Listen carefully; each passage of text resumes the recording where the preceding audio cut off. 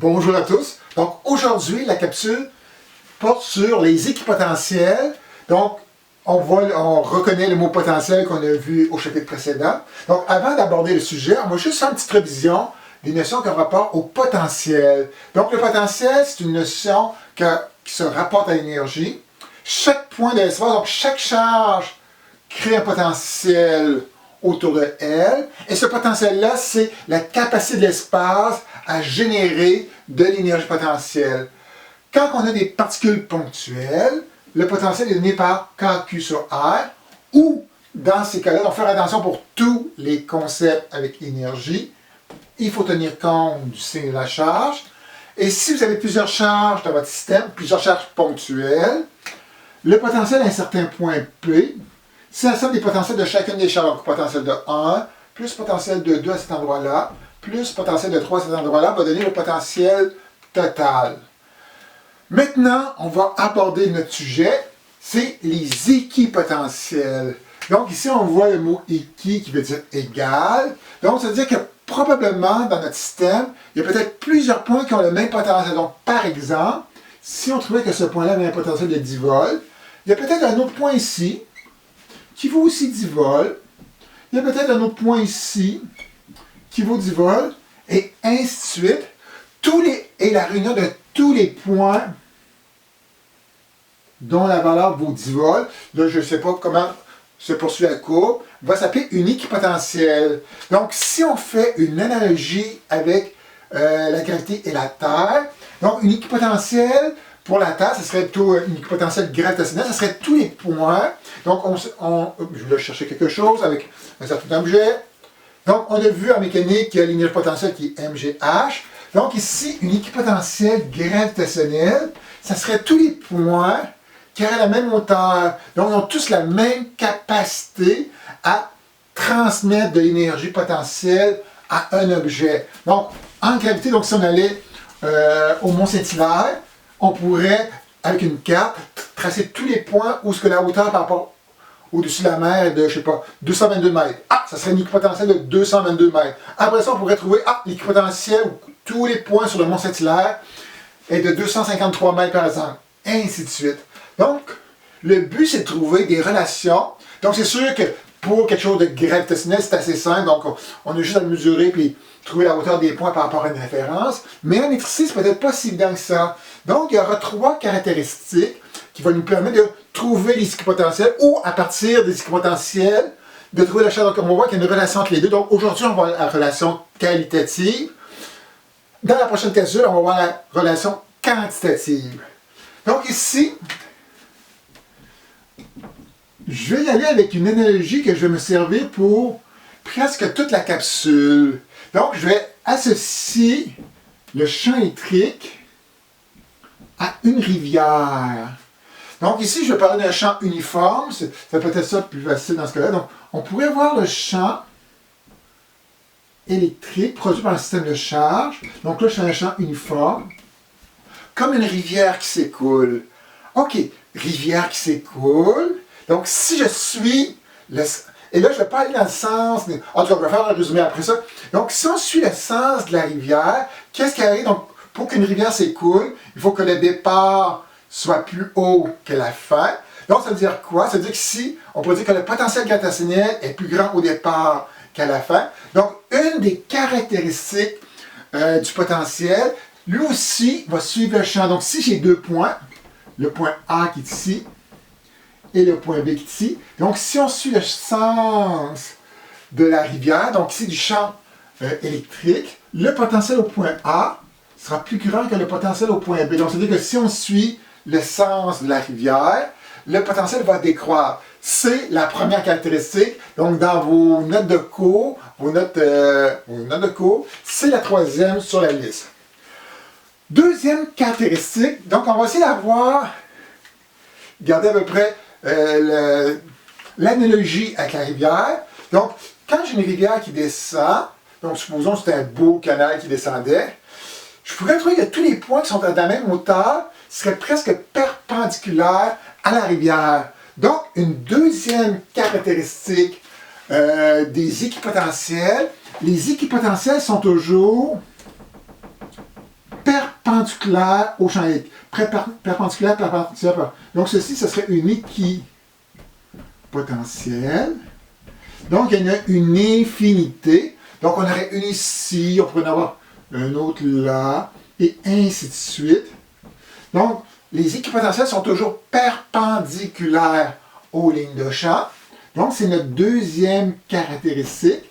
Et la troisième caractéristique, une rivière peut s'écouler plus lentement, peut s'écouler plus rapidement. Donc ici, on peut dire que l'écoulement, c'est comme le champ électrique. Plus que le champ électrique est fort, plus qu'on pourrait dire que la rivière descend rapidement. Alors, si c'était des équipotentiels, donc c'était 5 ici, 10 et 15 volts ici pour une certaine rivière, si notre rivière descend beaucoup plus rapidement, qu'est-ce qui va arriver? Donc, je vais redessiner un champ E comme ceci. Un champ E comme ceci.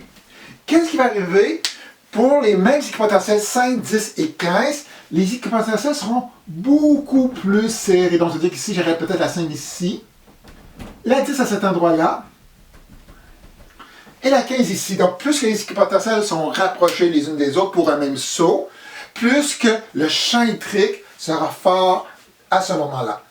On va faire un exemple ensemble. Donc là, il y a deux possibilités. Soit qu'on part du champ électrique pour tracer les équipotentiels, ou on pourrait faire l'inverse. On pourrait vous donner les équipotentiels et il faudrait être capable de tracer les lignes de champ électrique. Donc là, j'ai décidé d'aller avec des lignes de champ déjà tracées. Donc on y va avec un système de deux charges ponctuelles, une positive, une négative. Donc les principes de base sont respectés. Les lignes sortent des plus, entre des moins. Ici, donc plus que les lignes sont rapprochées, plus que le champ serait intense, donc c'est-à-dire que le champ serait très intense ici, et plus faible ailleurs ici dans ce cas. Donc, on va tracer nos équipotentiels. Donc, quelles sont les trois règles appliquées? La principale règle, l'équipotentiel est toujours perpendiculaire aux lignes de champ. Donc, si j'essaie de tracer une équipotentiel ici, donc je peux dire, OK, ça c'est beau. Là, j'ai perpendiculaire ici, c'est parfait. J'ai perpendiculaire comme ceci. J'ai perpendiculaire comme ceci, comme ça, comme ça, comme ça, comme ça, comme ça. Ceci sera une équipotentielle. Donc, ça pourrait être une équipotentielle de 5 volts, 2 volts, 3 volts, on ne sait pas. Je pourrais tracer une autre équipotentielle. Donc, une deuxième, je vais la tracer en vert. Donc, je vais la tracer comme ceci, comme ça ici. Donc, mon dessin. Donc, ce n'est pas nécessairement toujours la même forme. Donc, ici, on voit possiblement le cercle va être un petit peu plus déformé. Donc, ce ne sera pas vraiment un cercle dans ce cas-là, ce sera comme un ovale.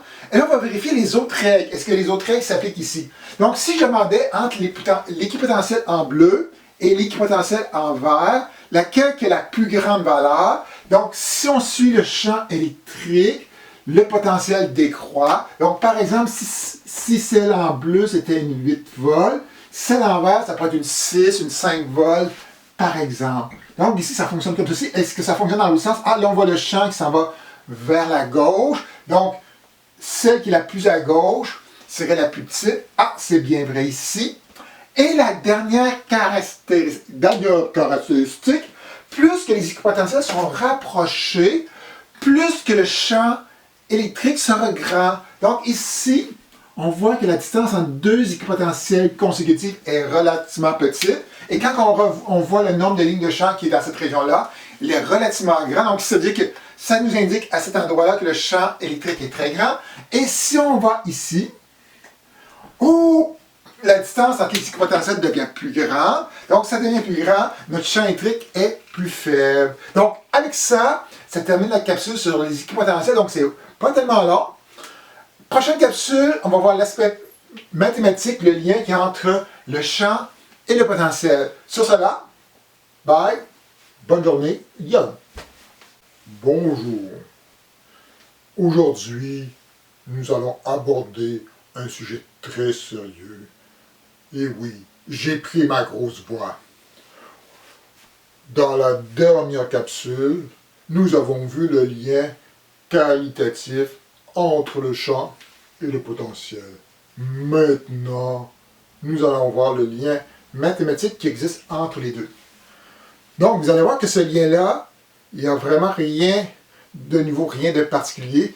C'est du brassage d'anciennes équations, qu'on met tout ça ensemble, et on va trouver un lien très particulier par la suite. Donc, un petit rappel, dans le chapitre précédent, on a vu un lien entre l'énergie pour un système où il y a des forces conservatives qui agissent sur le système.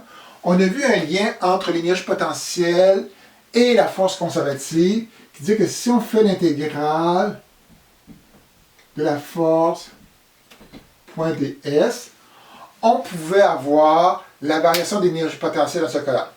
Juste un petit point ici, un petit rappel mathématique. Possiblement que vous l'avez vu en mécanique. Vous allez le voir possiblement cette session. Je suppose que vous êtes en train de faire le cours algèbre vectoriel et tout le tralala. Vous allez peut-être revoir ce qu'on appelle un produit scalaire. Donc, un produit scalaire, c'est une multiplication entre deux vecteurs. Donc, il y a plusieurs façons de faire un produit scalaire. Donc, le produit scalaire, qu'est-ce qui est particulier? C'est les composantes de même sens, de même direction qui se multiplient ensemble. Ça donne AX, BX plus AY, BY. Ici, on est en 3 dimensions. Je vais le faire pour la deuxième. AY, BY ici. Et plus AZ, BZ par la suite. Donc ça, c'est la multiplication de ces deux vecteurs-là en forme de composante. Mais aussi, ça a une autre forme. Donc, si vous faites A.B, donc faites attention, un produit scalaire, c'est un point qui se retrouve entre les deux. Plus tard, vous allez voir le produit vectoriel qui est un X entre les deux, c'est deux choses différentes.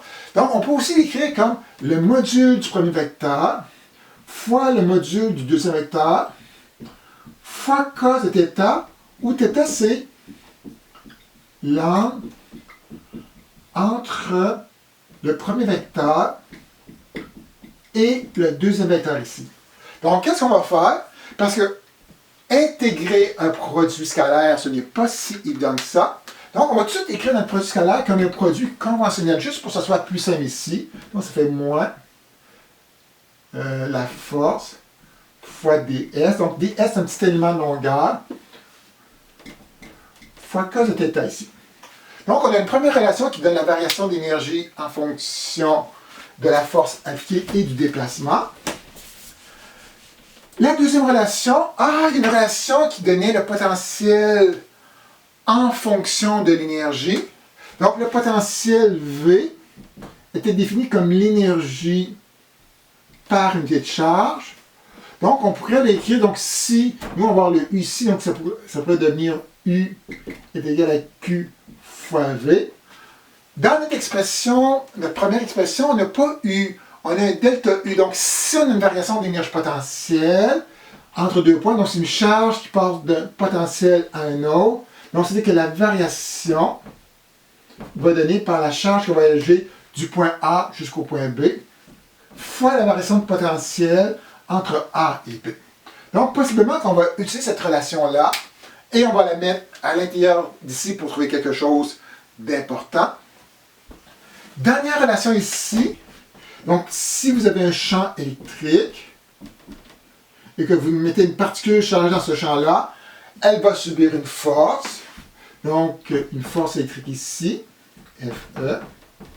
Et cette force électrique-là, si je vais le garder juste en module, la force électrique va donner par Q fois E ici. Donc, qu'est-ce qu'on va faire? On va prendre ces informations-là, on va les insérer dans l'équation avec l'intégrale, et on aura peut-être la relation qu'on recherche ici. Donc, si on fait ça, qu'est-ce que ça donne? Donc, delta U, je l'ai effacé, c'était Q fois delta V ici, est égal à moins l'intégrale. La force qui s'applique sur une particule chargée dans un champ électrique, c'est la force électrique, donc c'est Q fois E ici, fois ds, fois cos de phi ici.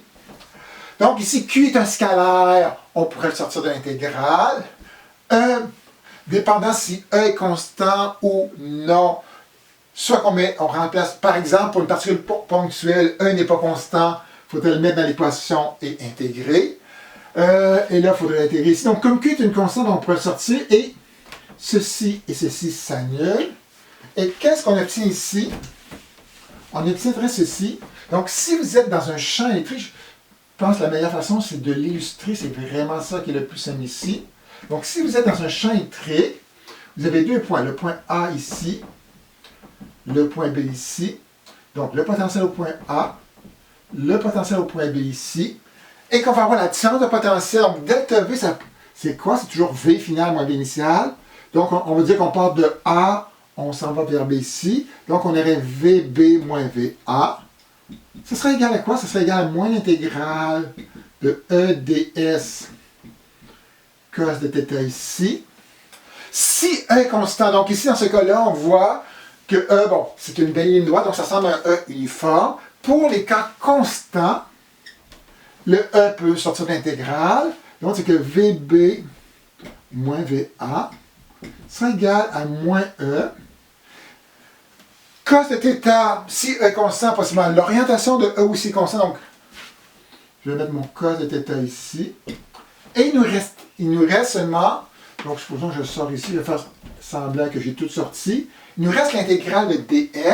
Et l'intégrale de ds, ça représente la distance qu'on a fait entre le point de départ et le point d'arrivée. Donc ici, c'est soit S, je pense que dans vos notes de cours, je pense qu'on utilise S dans ce cas-là. Donc, cette expression-là n'est valide uniquement que pour des champs constants. Si ce n'est pas constant, on donne l'expression de E et vous intégrez par la suite. Et si on vérifie, est-ce que c'est logique par rapport à ce que j'ai dit au dernier cours? La seule chose à faire attention, c'est vraiment l'orientation ici. Tracer, ou encore, la note ici, je vais marquer, pour trouver le delta V, tracez votre vecteur E, tracez votre vecteur de déplacement. Donc ici, on se déplace vers la droite. Le E est aussi vers la droite. Donc c'est deux vecteurs de même sens. L'angle sera de 0 degré. Et cos de 0 degré, c'est plus 1. Delta E, S, la distance vers la positive ici. E, c'est le module du champ électrique. Un module, c'est toujours positif, donc c'est positif ici. Et avec le moins devant, moins avec un plus, avec un plus, un plus, ça donne un moins. Donc, ça dit que le potentiel VB moins VA sera quelque chose de négatif. Et est-ce que ça a l'allure? Donc, si c'est négatif, ça veut dire que ça diminue en avançant ici. Et c'est vrai, on a dit dans la capsule précédente que si on se déplace dans le sens du champ, le potentiel diminue. Donc, l'équation confirme bien qu'est-ce qu'on a dit de façon qualitative à la dernière capsule. Donc, avec ça, ça termine la capsule sur le lien entre le potentiel et le champ. Donc, c'est pas plus compliqué que ça. Donc, avec ça, je vais vous dire bonne étude, bon travail. Yo.